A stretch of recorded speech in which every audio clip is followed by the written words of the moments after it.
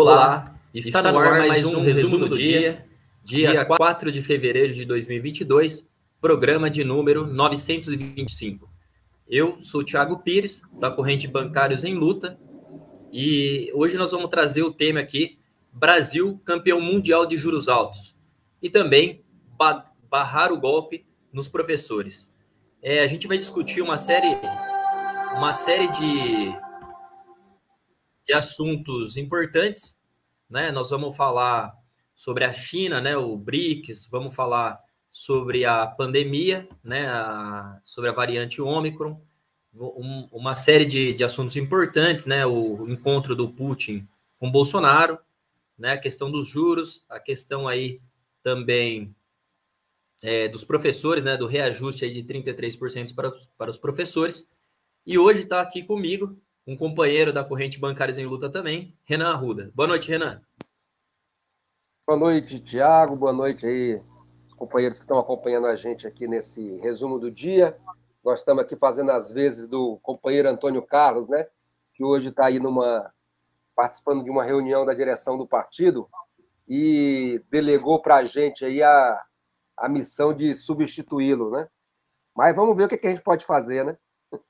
Será que a gente dá conta, Renan? Vamos ver. Hoje aqui o programa é Bancários em Luta. Bom, para começar aqui, gente, eu vou só dar um boa noite aí para os companheiros que já entraram aqui no chat, né? O Sérgio Rodrigues, Revolução Popular do Brasil, né? O companheiro sou eu, que está sempre aqui com a gente, né? O Revolução Popular do Brasil também está sempre com a gente, mandou o super sticker. A Donise Meirelli também mandou um super sticker. Vamos seguir o exemplo aí, o bom exemplo dos companheiros, né? Ajudar a financiar essa TV, essa imprensa, né? Operária, né? Imprensa independente e revolucionária aí a serviço dos trabalhadores. Também saudar aqui o Pão com Ovo, né? Que também entrou aqui no chat. Então, eu vou pedir para os companheiros aí curtirem o vídeo, compartilhar, né? Se tornar membro, né? Se inscrevam aí no canal. É muito importante a contribuição de vocês, né? Mandem o super chat, mandem o super sticker, que a gente vai ler aqui. Boa noite, Marcel, também que está chegando aí. E vamos aí para a nossa primeira pauta, né? Para o nosso primeiro assunto, né? Que é a questão aí do Barroso, né? Que assumiu que a Dilma sofreu um golpe, né? O Barroso aí deu uma declaração, né, que o golpe, né, o impeachment fraudulento na Dilma foi para implantar aí, né, uma política, né, neoliberal, destruir os direitos trabalhistas, né? A gente viu a destruição da previdência, a gente viu privatizações, a gente vê a destruição aí das empresas públicas aí, grandes empresas importantes aí, patrimônio nacional do povo, né, como é a Caixa, como é o Banco do Brasil, a Petrobras, né, o Correios que vai estar em vias de ser privatizado, a Eletrobras também, né, uma série de ataques ao patrimônio do povo brasileiro, né? Se a produção puder passar aí as charges aí a gente tem essa figura aí, né, que tá entrando aí pro folclore brasileiro, da internet aí, das redes sociais, né? Coronel Siqueira, né? Tá chocado aí com o Supremo aí, que assumiu que era um acordo aí com o Supremo com tudo, né? Quer comentar, Renan? Não, pode ir, vamos em frente. Aí tem uma outra, essa daí é muito legal, né? Essa charge aí, eu não consigo ler aqui de quem que é o autor da charge, né? Mas ela é o Aroeira, né?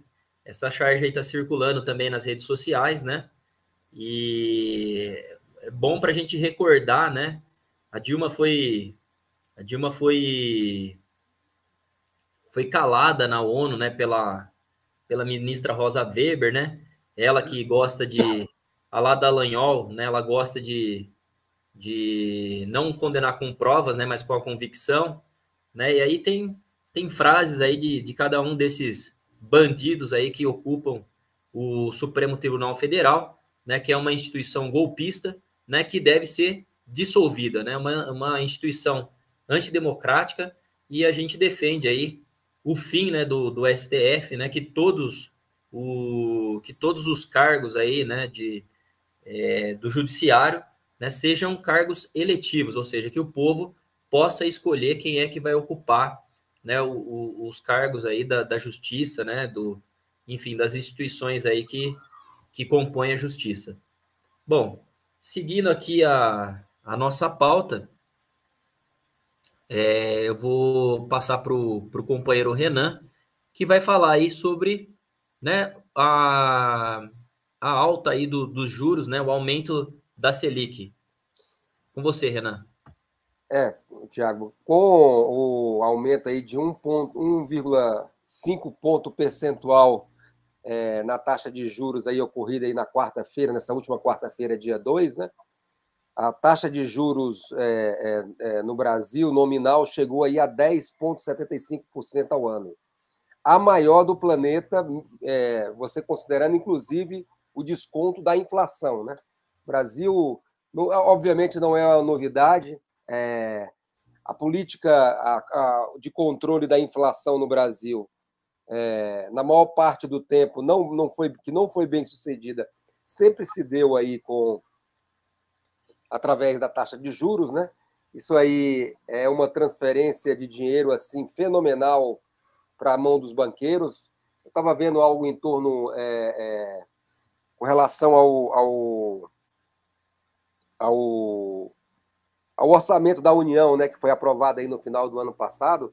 Cerca de 40% do orçamento, 40% a 50% do orçamento vai diretamente para os banqueiros a título de pagamento de juros, de amortização de dívida, etc. e tal. Quer dizer, é uma cinta uma situação dessa, né? População, um país... bom, sem contar o seguinte, né, que essa situação também, obviamente, se agravou no último período, né, principalmente a partir do golpe, com o quê? Com a política do governo primeiro, né, de permitir aí a exportação, né, acabar com qualquer tipo de controle de preços, né, com estoque estoque de alimentos, por exemplo, o caso da carne, o caso, por exemplo, do arroz, né? Então liberou tudo. Então nós tivemos isso aí, a explosão da inflação, primeiro por isso, né? E depois também a questão aí do combustível, né? Você atrelar aí a correção, o preço do combustível nas bombas aí ao dólar, né? Ao mercado mundial e tudo mais. Então é toda uma política aí que levou, né, que está levando o país à inflação. Quer dizer, na verdade é uma bola de neve, né? Quanto mais eles aumentam, bom, primeiro que a gente vai ver aí, né, pelo menos tem uns 6 meses que a taxa de juros começou a aumentar sistematicamente, e isso não conteve a inflação. Né? Em segundo lugar, obviamente, isso aqui é o parâmetro para os juros cobrados na economia de uma maneira geral. Então, isso aqui não é o que os bancos cobram, né, diretamente, por exemplo, das pessoas físicas e jurídicas. Né? Isso aqui é um parâmetro que o mercado, que os bancos recebem do próprio governo federal para financiar a dívida pública. Né? Quer dizer, é uma situação, é um beco sem saída, é uma situação, o país é uma situação muito explosiva, porque a economia, né, para esse ano, por exemplo, a expectativa é de que a economia, o crescimento fique também abaixo aí né, seja um pouco acima do zero, vamos dizer assim. Né? Eles falam em 3%, 4%, mas a gente sabe que isso aí é muito mais fantasia do que realidade, mesmo considerando, né, toda a queda que teve na economia, no PIB aí durante o período da pandemia, né? Então, o Brasil é um país que está escorregando nisso aí, né, como foi dito aqui, né? O primeiro país disparadamente. Para você ver a taxa nominal, a taxa real de juros, descontada a inflação, né? A projeção da inflação para os próximos 12 meses. Né? No caso do Brasil, é de 6,41%. Em segundo lugar, vem a Rússia com 4,61%. E em terceiro, a Colômbia com 2,02%. Isso significa o seguinte, né, que disparadamente, né, no caso da 40% a maior da taxa de juros se comparada à Rússia, mais de 50% se comparado à Colômbia, e o quarto lugar, o Chile, que é de 2,09%. Então, né, quer dizer, mostra o seguinte, que a política, o Brasil é uma situação, eles buscam conter aqui a inflação, a situação é muito dramática, né? Qualquer tipo de política de mínimo consumo que possa existir por parte da população, isso aí já implica em inflação, sem contar os próprios mecanismos aí, diretos, aí, como eu citei aqui o caso, por exemplo, do combustível, né, que faz com que isso avance. Então, é uma situação muito explosiva, o dinheiro todo fica centrado nos bancos, né? Por isso que, obviamente, nós não vamos ter desenvolvimento enquanto a política estiver baseada no controle do banco, do mercado financeiro, tudo sob o controle dos bancos, né? Isso aí, a estatização do sistema financeiro é um problema crucial, né? E também do comércio externo, né? Do comércio exterior, é uma situação fundamental para efetivamente você voltar os recursos do país para fomentar o desenvolvimento da economia nacional. É isso aí, Renan. Para você, Thiago. O companheiro tocou aí em alguns pontos importantes, né? A gente sabe que a resolução desse problema, né, Renan, conforme você colocou, é a estatização do sistema financeiro, né? A estatização do nosso sistema financeiro e também a expropriação dos bancos com a criação de um único banco. Queria lembrar aqui, né, que a gente estava falando aqui do STF, né, que apoiou o golpe de Estado, né? Um dos agentes aí do golpe de Estado no Brasil, que chancelou o golpe contra Dilma, né? E a questão da taxa Selic, Renan, só no ano passado, os rentistas aí que ficam com o dinheiro parado receberam mais de 150 bilhões por conta do aumento da Selic, né? E aí, como você bem coloca, ao invés da gente conter a inflação com o aumento da produção, justamente aconteceu o contrário, aumenta a taxa Selic e os armazéns, né, de estoque de alimentos, né, de feijão, de arroz, aí, eles foram todos praticamente zerados, né, Renan? Então, isso aí também ajudou, né, quando você tem uma demanda maior, né, mais do que você tem de produto, evidentemente que os preços vão explodir, né? Então, e é importante lembrar também como os banqueiros estão envolvidos no golpe de Estado, né, que o STF participou também, e a gente viu isso nas declarações do André Esteves, né, da BTG Pactual, né, que comemorou, né, a expropriação aí das aposentadorias, né, que comemorou o teto de gastos, né, que comemorou aí como falou que era uma conquista do povo isso, né, uma conquista da sociedade, né, só se for da sociedade dos banqueiros, né. Então, evidentemente que o golpe de Estado no país foi para expropriar a população, né, para entregar mais dinheiro aí para os banqueiros, né, que são os principais inimigos aí do povo. É isso, né, Renan? É isso aí. Bom, seguindo aqui, então, eu vou falar sobre o aumento, né, do contágio, né, do coronavírus, né, a variante Ômicron, aí está batendo todos os recordes de contaminação, né, a gente tem um número aí, um dado verdadeiramente assustador, né, que mostra que não tem controle nenhum, né, na verdade, vendeu-se o peixe aí de que as vacinas resolveriam o problema e tal e coisa, né, e a gente vê aí, só nas últimas 24 horas, 184.311 pessoas, né, foram registradas aí, né, diagnosticadas com coronavírus, né, e as mortes atingiram o número de 493, o que demonstra também que as mortes vêm aumentando muito, né, nesse período de 2022, esse início de ano, né, já está maior do que os últimos dados aí de 2021. Então, assim, isso demonstra, né, que a situação está totalmente fora de controle, né, as vacinas aí é muito bom vacina, é muito bom usar máscara e tal, mas ainda faltam os testes, né, Renan? Você também é bancário, você sabe que a gente trabalha todo dia atendendo centenas de pessoas aí nas agências, né? E até hoje, por exemplo, nos bancos não se tem os testes, né? Nós defendemos aí que a cada 2 semanas, pelo menos, o trabalhador tem o direito de fazer a testagem, né? E se isso não acontece no banco, que tem muito dinheiro, não vai acontecer nos outros locais de trabalho, não vai acontecer nos outros setores, né? Então, falta teste para a população, não existe qualquer campanha, né, do governo, não existe também, não é só do governo, né?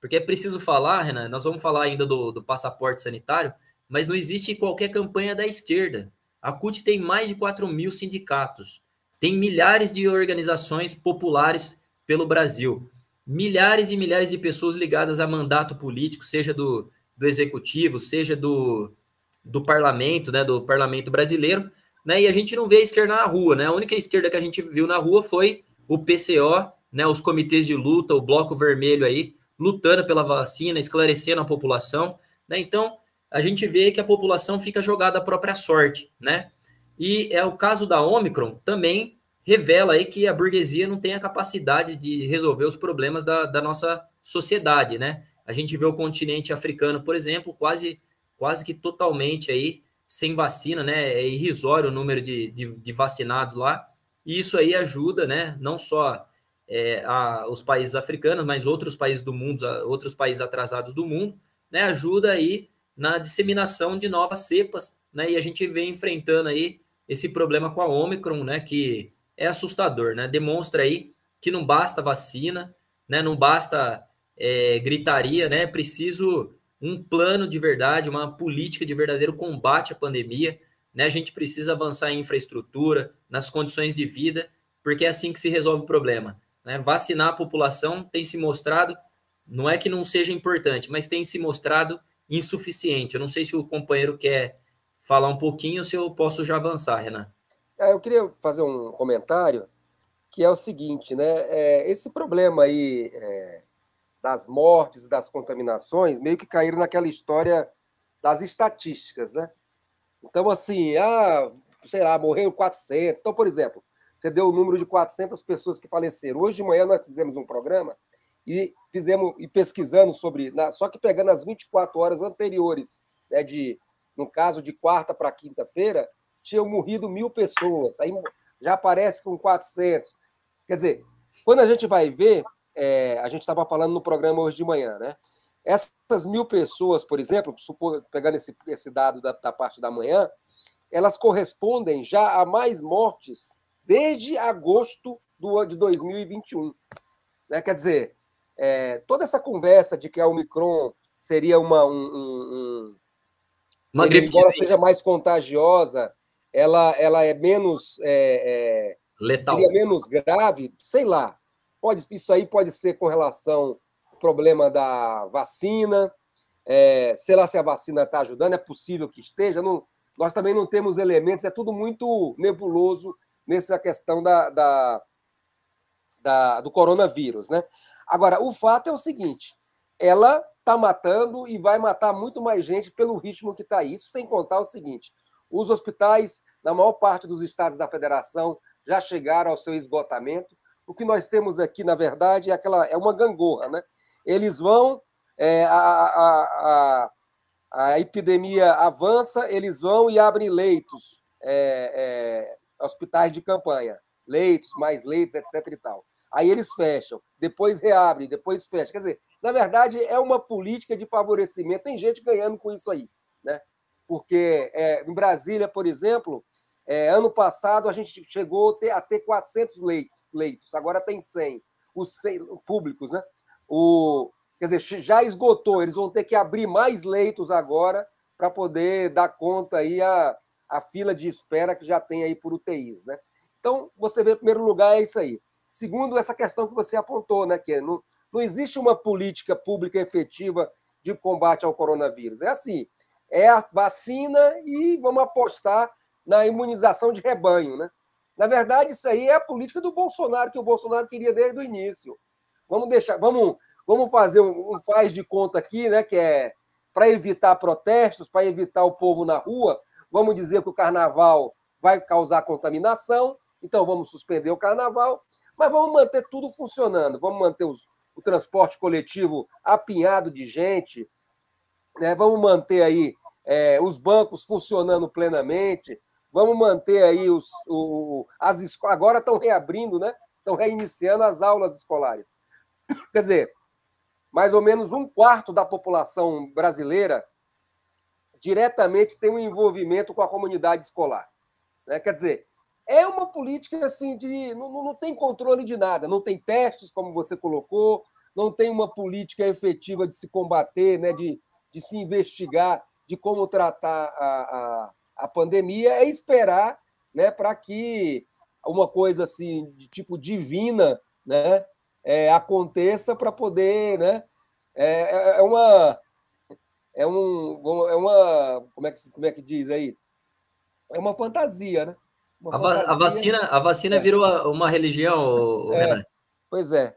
E aí e é isso. E os governantes estão aí. A política dele não tem. E eu concordo com você que os sindicatos, né, a CUT, os partidos de esquerda, em geral, também é essa política. Na verdade, eles estão, em certo sentido, eles sequer saíram daquela política, né, de apoiar o Fica em Casa do que foi imposto aí no início da pandemia, né? Pelo contrário, já tem sindicatos que fecharam novamente aí, né? Então, assim, é uma situação muito grave porque a população está nos seus locais de trabalho, a população está se contaminando. É isso aí, Renan. E dessa forma aí, né, sem política alguma, né, a gente chegou aí a um número de 26.275.831 registros aí de pessoas com coronavírus e superamos aí os 630 mil mortos, né? Estamos com 630.494 mortos, né? Por conta dessa política genocida que a esquerda aí não busca se opor efetivamente, certo? Bom, vamos caminhando aqui então, Renan. Vou passar aqui para o companheiro. Renan, um detalhe importante aqui que eu me esqueci. Esses números que nós falamos aqui, eles não consideramos os números de São Paulo e Rio de Janeiro. Ou seja, isso significa que a situação é ainda pior do que a gente falou agora. Ou seja, porque quando for divulgado os dados de São Paulo e Rio de Janeiro, a gente vai ter uma realidade ainda pior do que a gente colocou aqui para os companheiros da Causa Operária TV. Meio que cai naquela situação do que eu coloquei da pesquisa anterior, né? Porque São Paulo está com quase 50%. Se não me engano, no dia anterior, São Paulo tinha dado quase 50% dos óbitos só na capital paulista, 40%. Quer dizer, se você considerar mais o estado do Rio de Janeiro aí, nós vamos chegar aí aproximadamente aos 1.000 óbitos aí, né? Se mantiver o quadro do dia anterior, né? Exatamente. Bom, vamos seguir aqui então. O Renan vai falar para nós aí, né, sobre o Bolsonaro aí, que oficializou o novo piso dos professores. Qual é o golpe, Renan? Bom, o Bolsonaro, né, obviamente, ele ano de eleição, né? Ele está fazendo aí a campanha dele, está fazendo demagogia, né, de que uma questão que, obviamente, né, é lei, na verdade, né, esse problema do reajuste do piso salarial dos professores, isso aí, na verdade, ele não vem sendo cumprido, aliás, como a maior parte das leis que estão, inclusive, na própria Constituição, não são cumpridas, esse problema do piso é uma delas, né? E o Bolsonaro, aproveitando aí as eleições, né, fez essa demagogia dizendo que iria aprovar, iria decretar, né, que fosse cumprido a lei aí com relação ao reajuste de 33%, no mínimo, para poder atingir aí o piso salarial dos trabalhadores, né, da educação. Bom, o que acontece? Diante dessa situação, aí os governantes, aí, inclusive os esquerdistas, né, deram uma grita, né? Não, porque não tem condição de dar esse reajuste. Então, quer dizer, aqueles mesmos que seriam os defensores, a esquerda, né, que seria a defensora da educação aí como um princípio fundamental da formação do ser humano, né, também está aí dando grita com relação a esse problema. Óbvio, o Bolsonaro faz demagogia, mas veja, o problema é o seguinte: você tem que dar um reajuste e você tem que colocar abaixo, por exemplo, o problema fiscal aí, né, que foi que, inclusive, o que deu ensejo aí ao pacote, né, ao congelamento dos gastos públicos aí por 20 anos, que foi aprovado ainda no governo Temer, né? Você tem que chutar isso aí para o alto. O próprio Lula já se manifestou a esse respeito aí de não cumprir, né, essas leis que foram estabelecidas no que diz respeito aos gastos públicos, né? Então, isso não é um problema, obviamente, do trabalhador. Isso é um problema dos governantes. E os governantes têm que fazer. Os trabalhadores. É tanto que você veja o seguinte, né? Então, já estão tendo várias greves aí de professores aí para o país. É uma situação extremamente explosiva essa aí, né? Inclusive porque ela pode colocar em jogo a unificação na prática de sei lá, dezenas de milhares de trabalhadores, né? Eu não tenho bem certeza, mas eu acho que o Brasil tem 600 mil professores na rede pública do ensino básico, do fundamental até o médio, né? Não tenho certeza, mas enfim, né? É um contingente gigantesco de trabalhadores aí que estão se mobilizando em torno dessa reivindicação, inclusive não simplesmente em torno da reivindicação do piso salarial, mas em torno do reajuste de 33,24% para todos os segmentos, né? Ou seja, mesmo aqueles setores que já recebem acima do piso, né, mas que estão aí com anos e anos de salário congelado, estão reivindicando isso aí, né? Então, estão reivindicando esse reajuste, né? Então, nós temos aqui um vídeo do companheiro Antônio Carlos, né, justamente tratando desse tema, né, sobre a questão da necessidade da mobilização e tudo mais. Eu peço aí para que a produção passe aí para a gente assistir aí, o pessoal que está acompanhando aqui o programa com a gente. Olá! No programa de hoje, queremos tratar da importante mobilização que se desdobra, que se inicia em todo o país, de mais de 2 milhões de trabalhadores da educação, pela conquista do reajuste de 33,24% do piso salarial nacional dos professores e dos trabalhadores de toda a educação.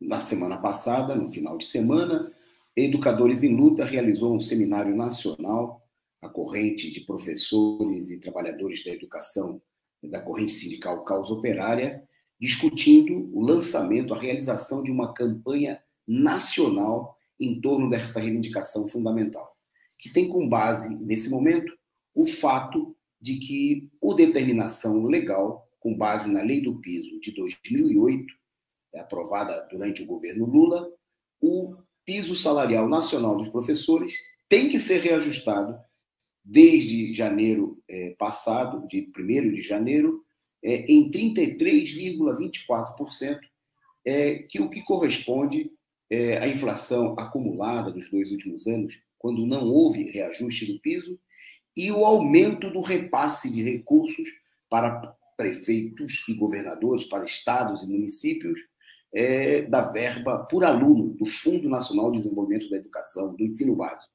o Fundeb.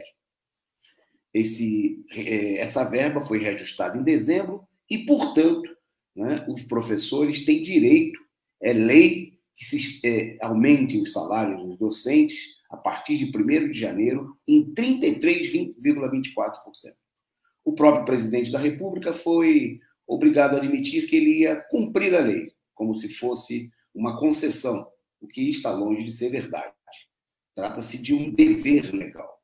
A partir daí, governadores e prefeitos começaram uma campanha contra o reajuste querendo roubar dos professores aquilo que lhes é devido. Nessa semana, logo no começo da semana, tivemos a importante greve dos professores de Fortaleza, que se colocaram, se mobilizaram para cobrar da prefeitura, do governo municipal, o encaminhamento do reajuste à Câmara dos Vereadores e a sua consequente aprovação e o pagamento do reajuste devido. Os professores paralisaram suas atividades, saíram às ruas e ocuparam a Câmara Municipal de Fortaleza, nessa imagem que vocês veem aí, exigindo que o prefeito do PDT encaminhasse a proposta com o reajuste. O que acabou sendo feito, uma conquista muito importante, a iniciativa dos companheiros de Fortaleza, e que repercutiu imediatamente em todo o estado. Logo no dia seguinte, mais de 11 municípios do Ceará reajustaram também o salário dos seus professores, o piso salarial, em 33,24%. Em todo o país, essa situação se coloca. Aqui mesmo em São Paulo, está marcada uma greve dos professores de Presidente Prudente, já na divisa com o Mato Grosso do Sul, para pleitear, para reivindicar essa mesma reposição. O fato se espalha por todo o país. Em Sergipe, houve mobilizações nas ruas, professores foram às ruas no dia de luta de defesa dos servidores, junto com trabalhadores da saúde e de outras categorias, e uma das exigências fundamentais dos trabalhadores da educação, dos professores, que eram a maior coluna nessa mobilização, foi justamente que se pague imediatamente o reajuste devido no piso. Nas escolas, a partir da campanha deslanchada por Educadores em Luta, que produziu cartazes, adesivos, muitos professores vêm se somando a essa iniciativa e se faz um amplo debate da necessidade de reajustar não apenas o piso, mas o salário de todos os professores, de todos os trabalhadores da educação, em 38,24%. É bom lembrar que nossos salários, dos trabalhadores da educação, estão congelados, em alguns casos, até há 8 anos, como é o caso de São Paulo. Aqui mesmo, o governador, o cínico João Dória, já anunciou, através do secretário de Educação, que está estudando uma fórmula para dar um golpe, além de atrasar o pagamento devido da reposição salarial, tenta aplicar o golpe que já aplicou em outras oportunidades, como em 2009, em reajustar apenas a parcela da diferença do piso salarial e não incorporar o reajuste aos salários. Em 2019, por exemplo, por determinação do judiciário, o governo foi forçado a dar o reajuste no piso, mas o fez na forma de abono, o que fez com que a maioria da categoria, uma boa parcela, não recebesse nada e que esse reajuste não fosse incorporado aos salários, não fosse pago aos aposentados e assim por diante. É preciso uma mobilização nacional. Por isso, a nossa posição é que os sindicatos convoquem imediatamente assembleias, atos. É hora de colocar os professores na rua. É hora de quebrar a paralisia dos sindicatos. É hora de abandonar a inútil tática de ficar em discursos no parlamento ou em meras ações judiciais.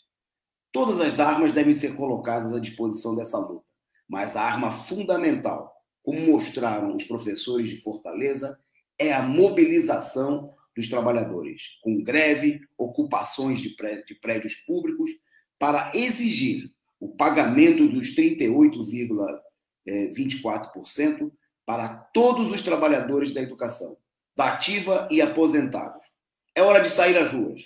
Exigimos que a POESP, os grandes sindicatos, a Confederação Nacional dos Trabalhadores da Educação, convoquem um dia nacional de luta. É hora da greve geral da educação, dos trabalhadores da educação, pela reposição das perdas salariais. Essa luta tem que ser uma parte importante da luta pela reposição de 100% das perdas e pela conquista de um piso salarial nacional de verdade para os professores, que não pode ser essa miséria de 3.845, que é o valor reajustado agora em 1º de janeiro, mas que deveria ser equivalente ao piso salarial nacional de profissionais com ensino superior, né? E para atender às necessidades do professor e da sua família, o que hoje não poderia ser menos de R$8.000. Um abraço e até o próximo programa.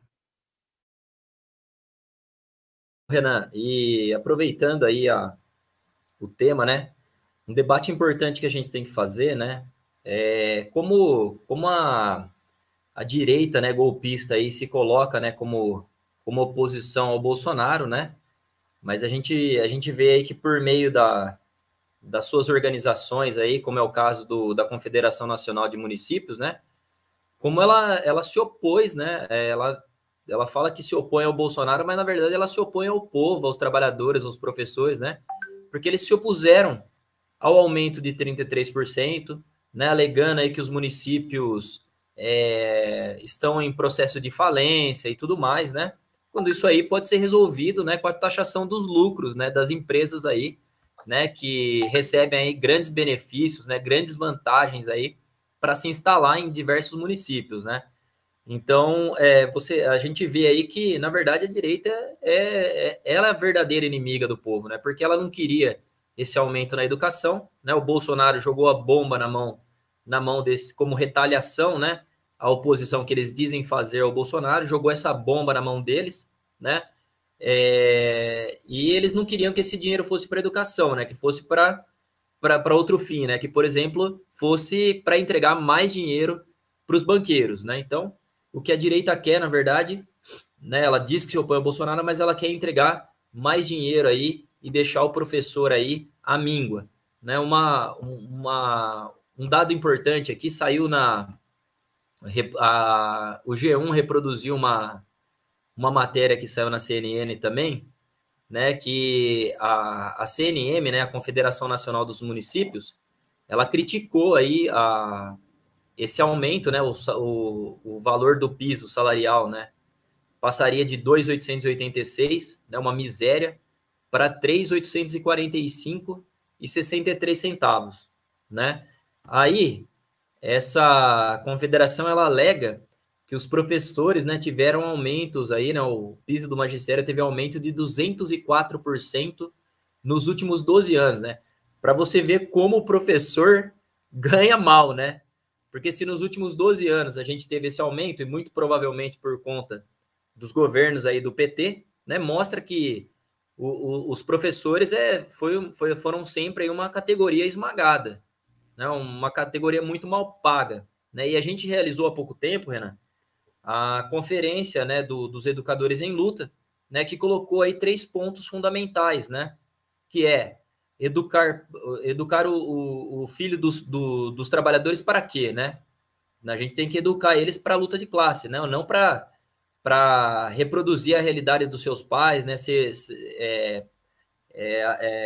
educado para a fábrica, né? Onde toca um sinal lá, você acorda cedo, escuta um sinal lá barulhento, né? Que indica a hora de você entrar e sair. Isso aí, né? A escola hoje não ensina nada, né? Não educa para nada, né? Então nós temos que os professores têm a missão de educar para a luta de classe. E também foi discutida a questão do piso salarial, né? Onde a gente defendeu que o salário fosse quase 2 vezes o que esse aumento propõe, né? Que o professor ganhe no mínimo R$7.000, né, Renan? E também um outro ponto que foi colocado é que nenhuma conquista, nada disso pode ser conquistado, né, sem a mobilização, né? Então, não sei se o Renan quer complementar, o Renan já abriu o debate aí, não sei se tem algum ponto aqui que chamou a atenção.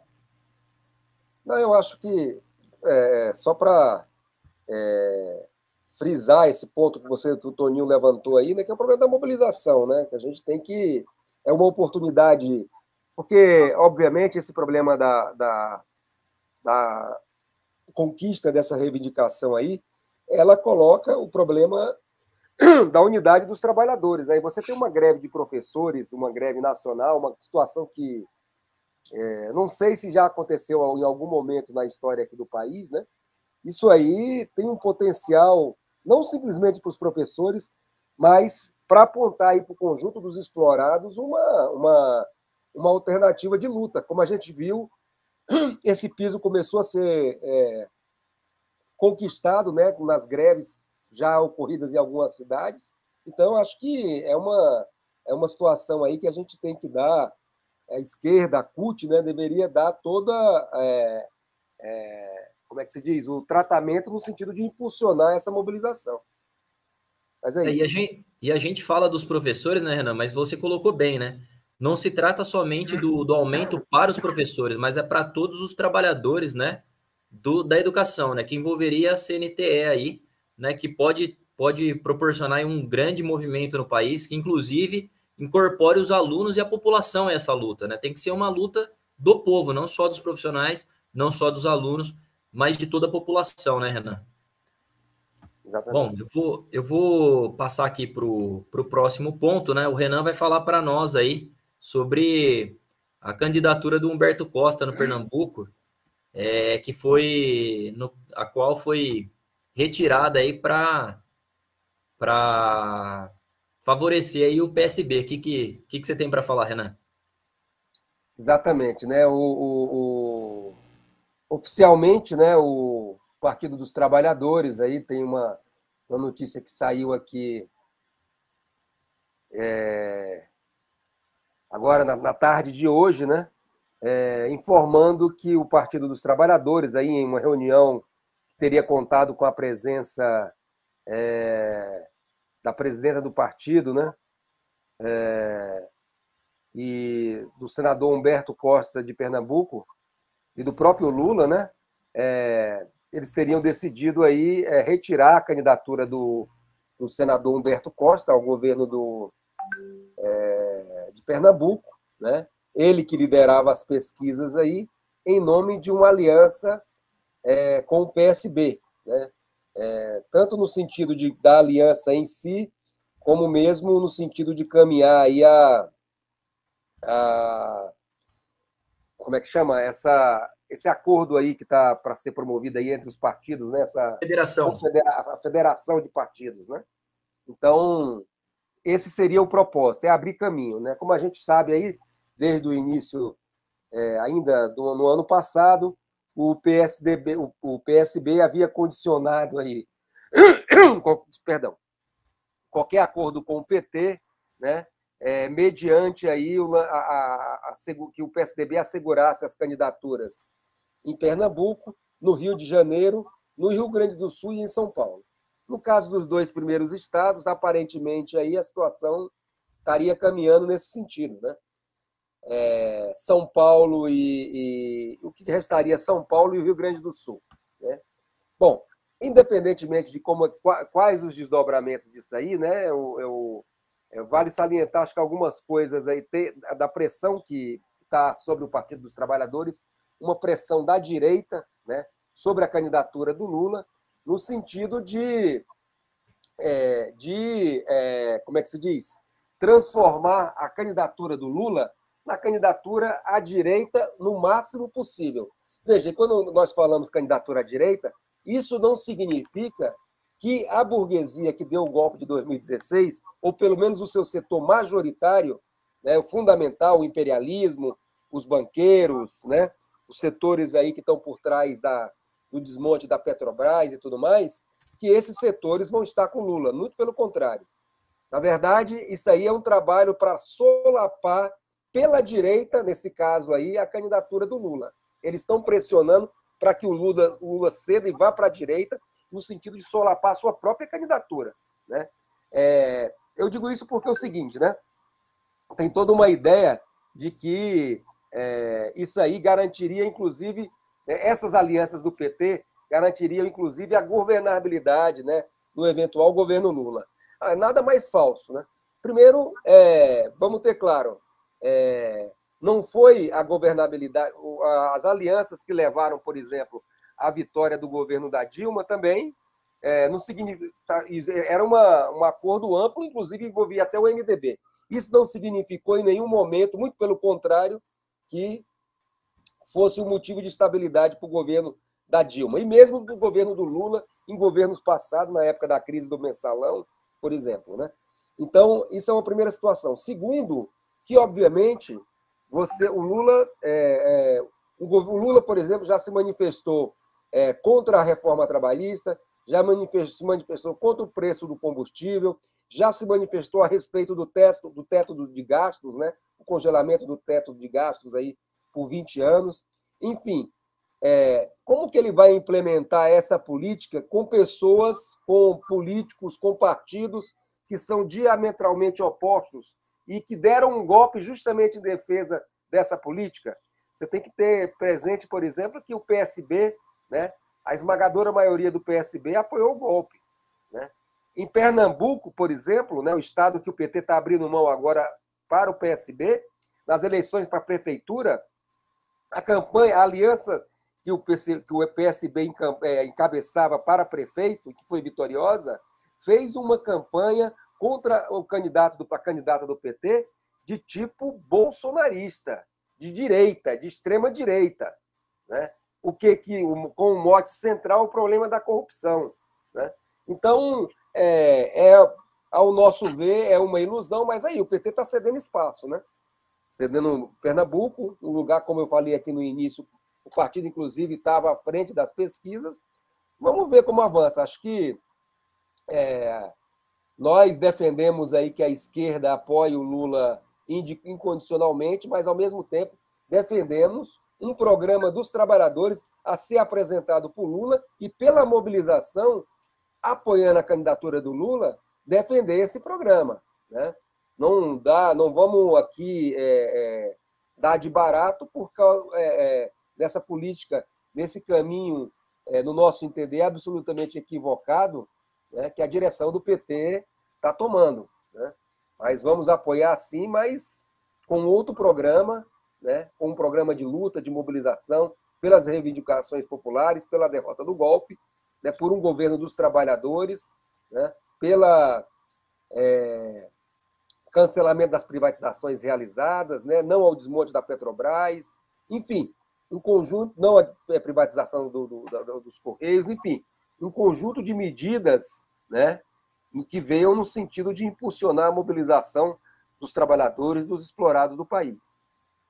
Passo para você, Thiago. É isso aí, Renan. Você vê, né? A gente viu aí o PSOL, né, que foi vanguarda aí da política de frente ampla, né, que queria aí conciliar, fazer uma federação com todos esses partidos, né? É um partido que defendeu o PSDB nos atos, né? E depois pulou fora aí do barco, né?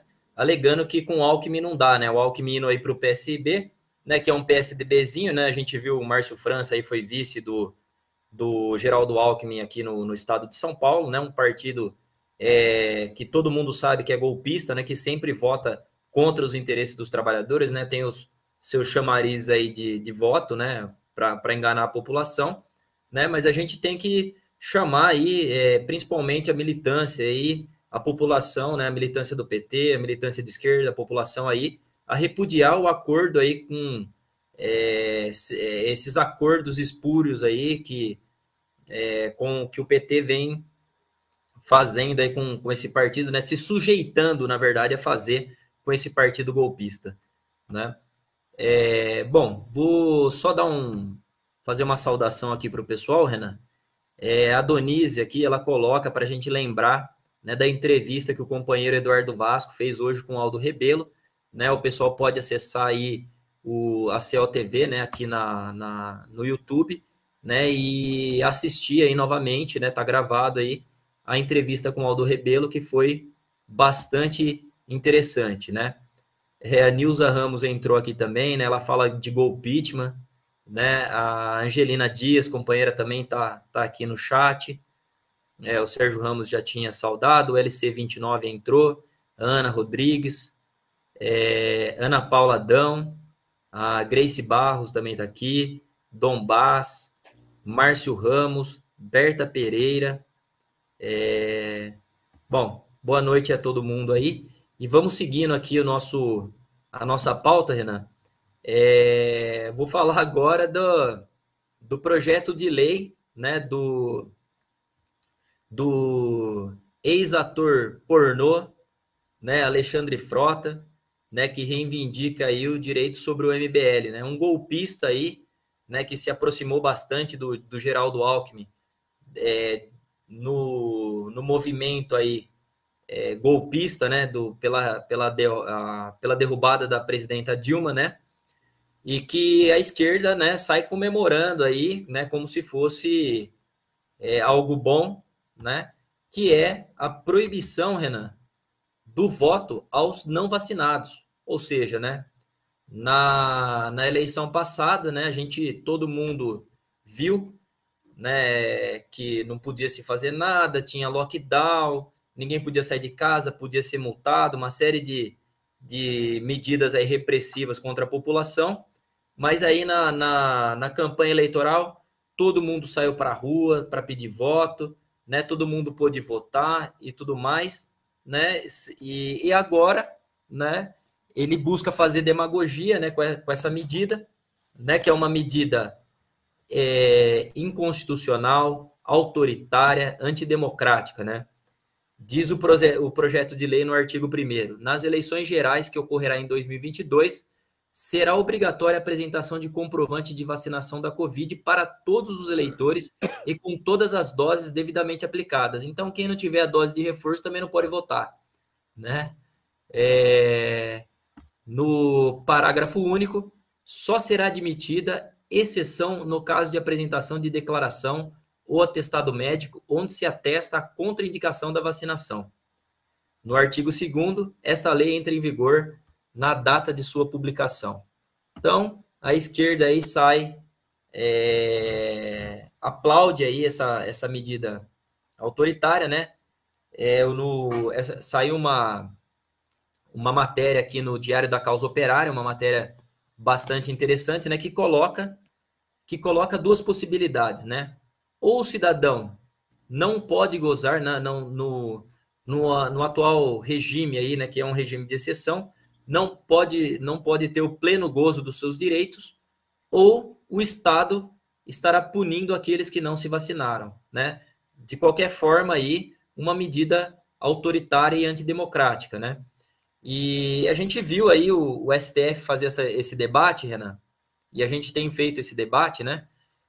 O STF tem colocado a questão da obrigatoriedade da vacina muito antes de a gente ter a vacina, né? E como você colocou você bem colocou, né? Os trabalhadores aí foram sujeitados a trabalhar em transporte lotado, né? Não teve aumento de transporte, não teve proibição da superlotação, não teve qualquer cuidado nos ambientes de trabalho, né? A gente vê pelos bancos, né?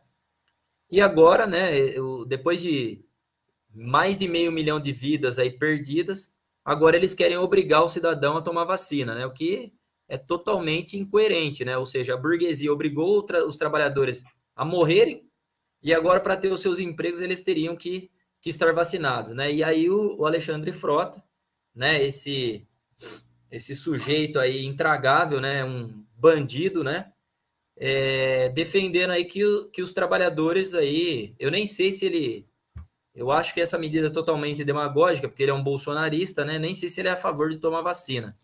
Coloca isso aí, né, e a esquerda vai lá e abraça, né, com todo amor e carinho, né, o Alexandre Frota, que agora está defendendo os direitos coletivos, né. Sobre isso teve um debate muito importante que o Rui fez na análise, né, de que, na verdade, os direitos coletivos, na verdade, seriam os direitos do Estado esmagar o trabalhador, né?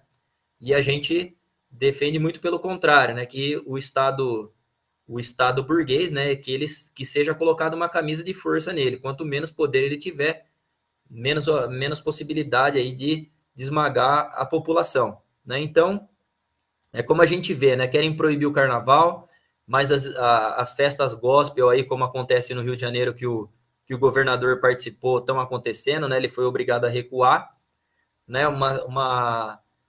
As escolas retornaram às aulas, estão retornando às aulas no momento crítico da pandemia, né? Onde se diz que está tudo controlado, que a Ômicron não mata ninguém, né? E quando a gente vê uma situação ainda mais problemática, né? Mais complicada, né? E aí se usa se faz uso aí desses argumentos para instaurar uma verdadeira ditadura contra o trabalhador, né?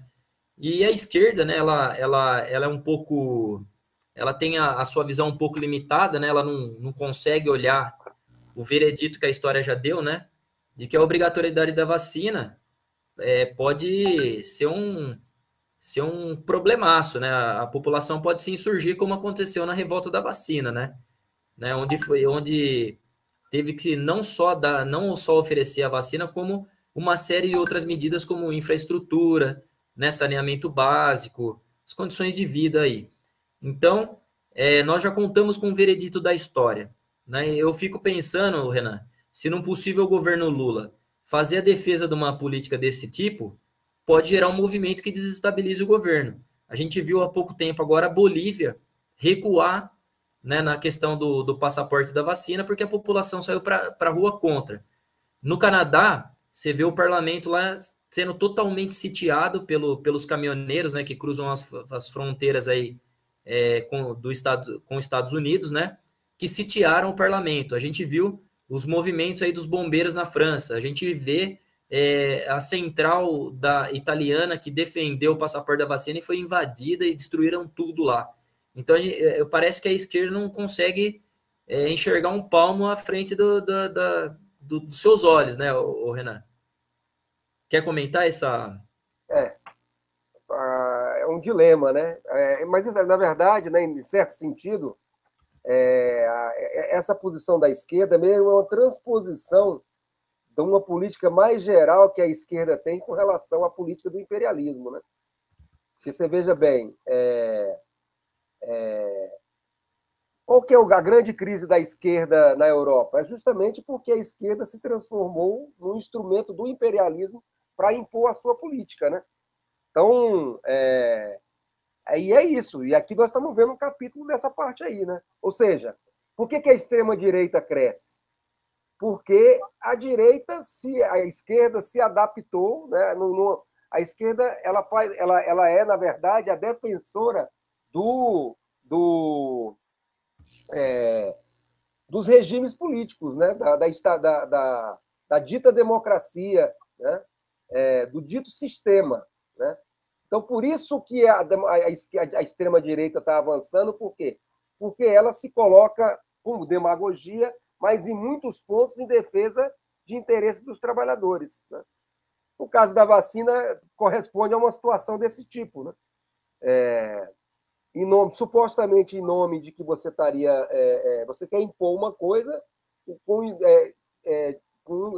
aquele mesmo Estado que não dá nenhum tipo de condições para que a vacina, para que a pandemia de fato seja combatida, né? Ou seja, o que vale é a vacina. Se transformou aí no salvador assim de tudo, né? E a gente está vendo que também não é muita realidade isso aí, né? Obviamente, bom, nós tomamos vacina, eu tomei vacina, mas é óbvio que você não dá para você dizer assim, olha, isso aqui eu estou tomando, mas eu confio plenamente, é assim mesmo. Não, olha, você toma com o pé atrás, né? Fala, vamos tomar, porque, enfim, né? É melhor tomar do que não tomar, sei lá. A situação é tão crítica, né, que a gente teve que tomar vacina, né? Morreu 500 mil de pessoas. Nada é feito. Ou você toma vacina, ou você pode morrer também, então... sei lá. Mas a verdade é que assim, né? O pessoal fala o resultado da vacina, né? Mas a verdade, como a gente colocou, a gente não viu ainda resultado nenhum, o negócio está mais descontrolado que nunca. Mas o PCO não é contra a ciência, o PCO não é contra a vacinação, né? A gente só defende os direitos individuais, né? Que as pessoas sejam convencidas através do esclarecimento, né, Renan?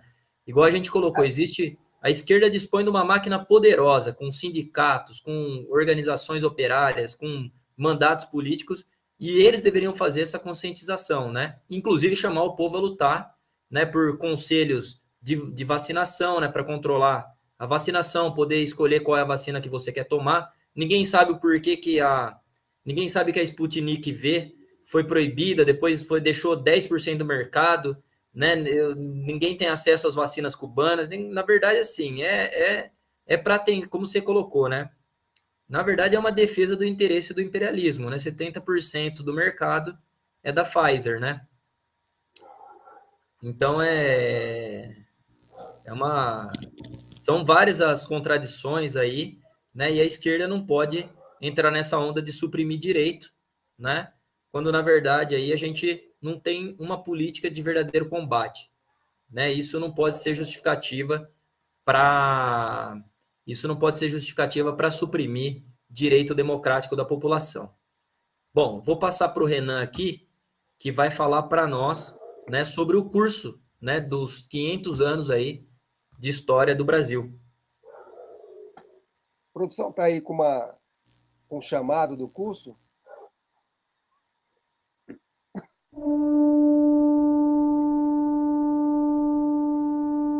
Em 2022, o Brasil como nação completará 200 anos.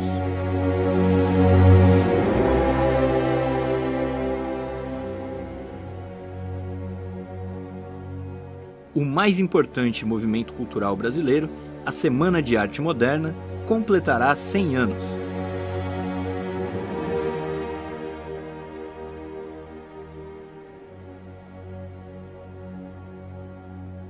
Há 100 anos também, líderes operários fundam o Partido Comunista Brasileiro, inspirados pelo exemplo da Revolução Russa de 1917, e jovens oficiais do Exército iniciavam uma revolução.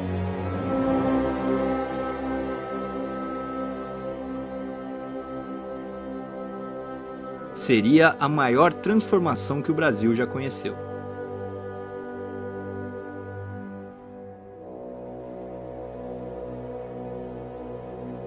Qual é a posição revolucionária sobre esses mais de 500 anos? O que pensaram, de certo ou errado, inúmeros intelectuais sobre este país?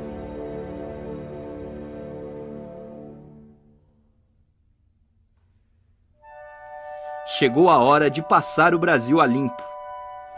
Para isso, em fevereiro, assista ao curso Brasil, uma interpretação marxista de 5 séculos de história, da Universidade Marxista. O curso será realizado em 4 etapas durante todo o ano, num total de 120 horas. A primeira etapa começará em fevereiro e as inscrições já estão abertas.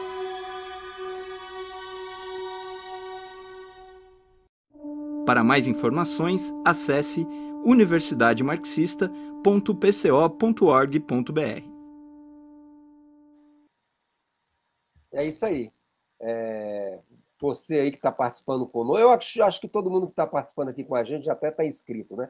Mas nós estamos começando agora no dia 14, o primeiro módulo desse curso aqui, que eu tenho certeza... primeiro, ele está sendo preparado com um cuidado muito especial, né? Nós estamos fazendo parte aí da equipe aí, de contribuir com as pesquisas para o curso, né? Com o companheiro Rui, tem um grupo de trabalho para isso aí, tem mais de 30 companheiros envolvidos nessa atividade. O próprio companheiro Rui, né, tá coordenando todo esse trabalho aí de pesquisas, né? Enfim, é um curso que daqueles que o PCO já fez aí, que eu diria para você, que são muitos e todos de muita qualidade, esse aqui tende a ser, né, o que tudo indica, vai ser o curso, entre todos, o melhor, né?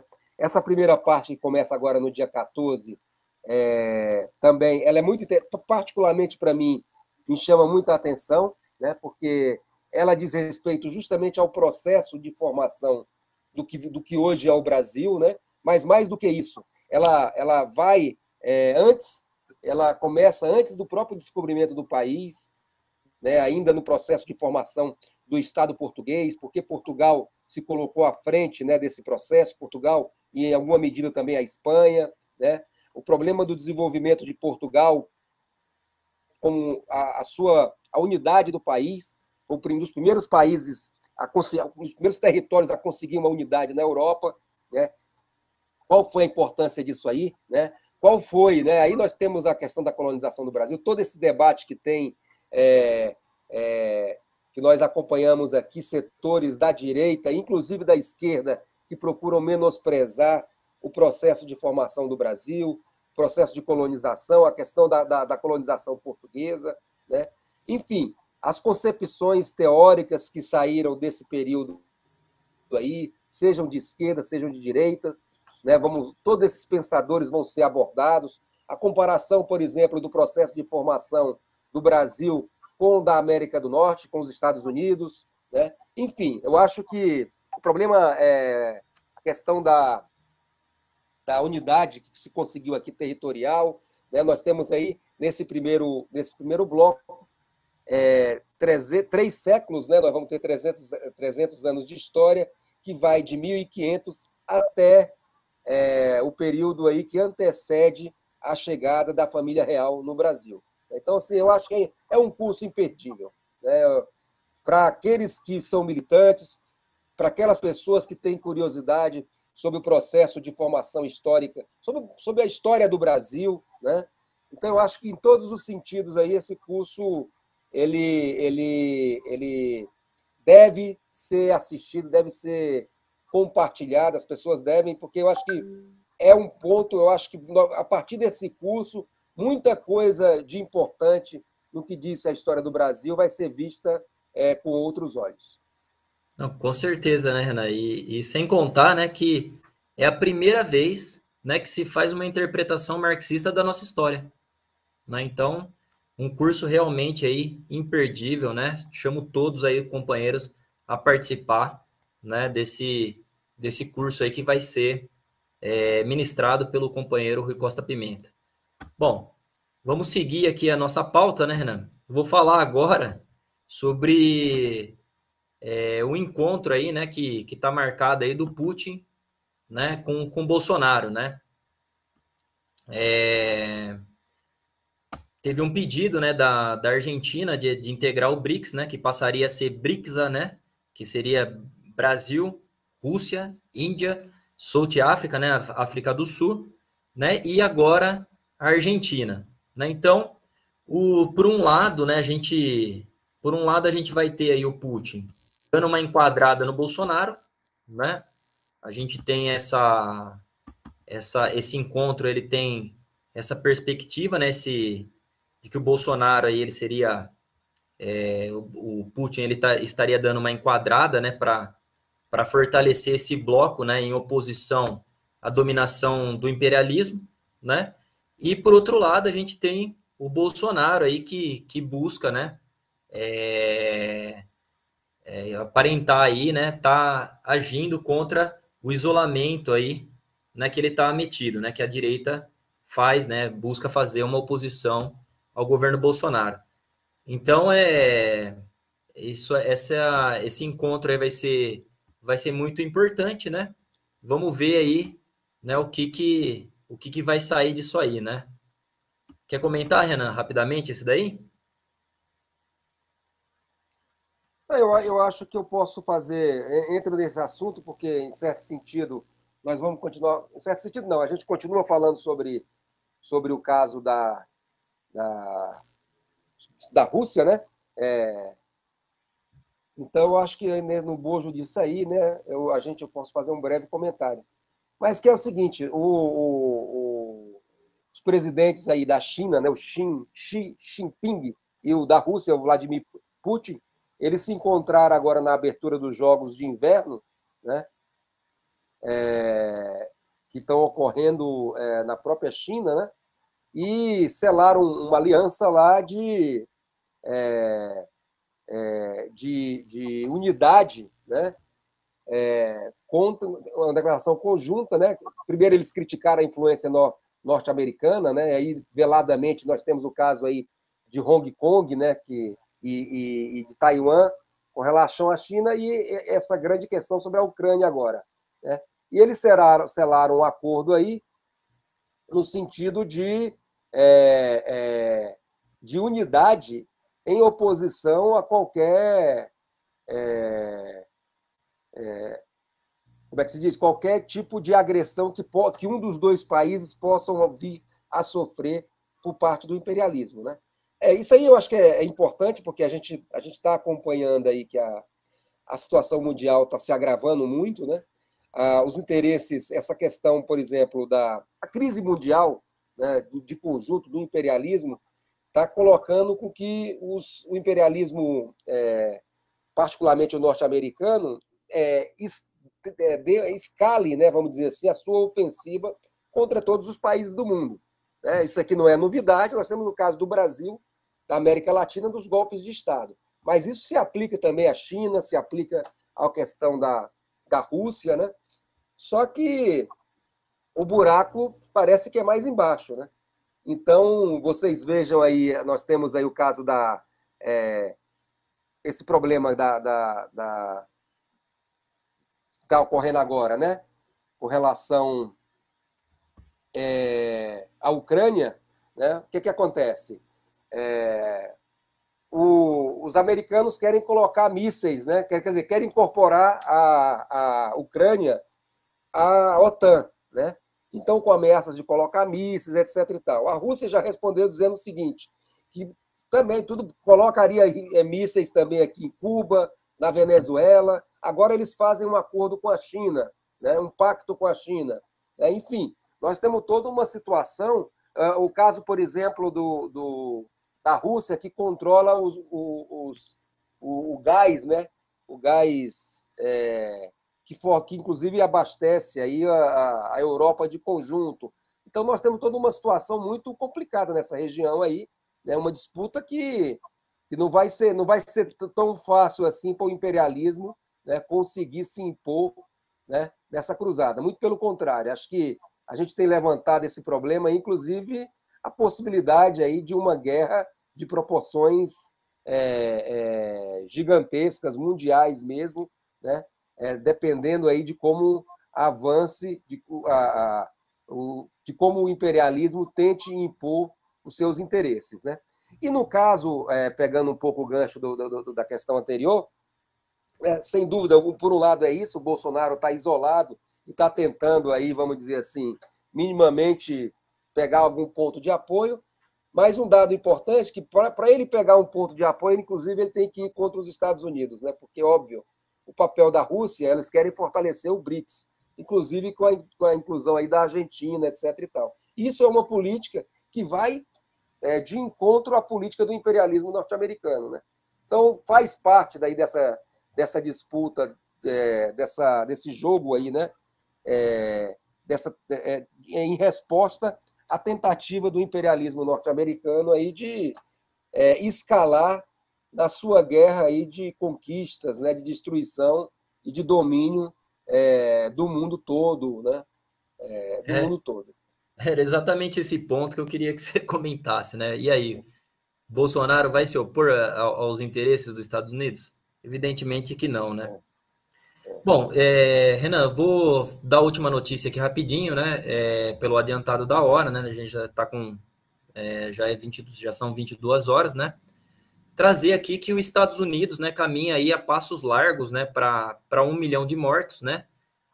Para praticamente um mês eles tinham 800 mil mortos, né? E agora o país aí mais rico do mundo, mais poderoso do mundo, né, atingiu a marca de 900 mil mortos, né? Mostrando aí que a burguesia imperialista ela não é capaz de resolver nem mesmo os problemas aí dentro dos Estados Unidos, né? Quem dirá do resto do mundo, né? Mostrando que a crise é enorme, né? E demonstra também a fragilidade, né, dos Estados Unidos, né? O Renan colocou essas questões aí do avanço contra a Rússia, contra a China, também em Taiwan, no Cazaquistão e tudo mais, mostrando aí que os Estados Unidos está, na verdade, desesperado, né, Renan? Exatamente. Bom, gente, eu vou passar a bola aqui para o Renan dar uma boa noite.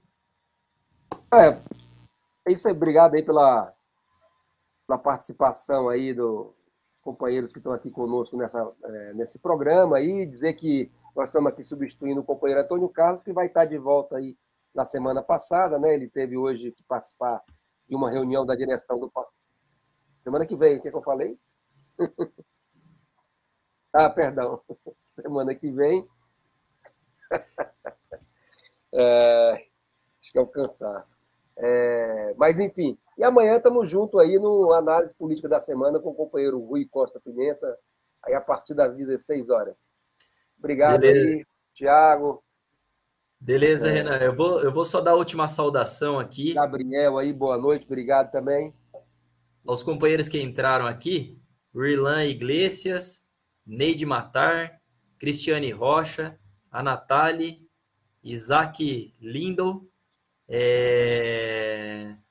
Bom, acho que é só isso. Antônio Maia, Reflexão Sempre, também está aqui, sempre com a gente. O Expedito, companheiro Expedito, também está aí. Bom, boa noite a todo mundo, né, que nos acompanhou, aqueles que vão nos acompanhar. Um abraço aí para o Gabriel, que ficou na produção, e até a próxima.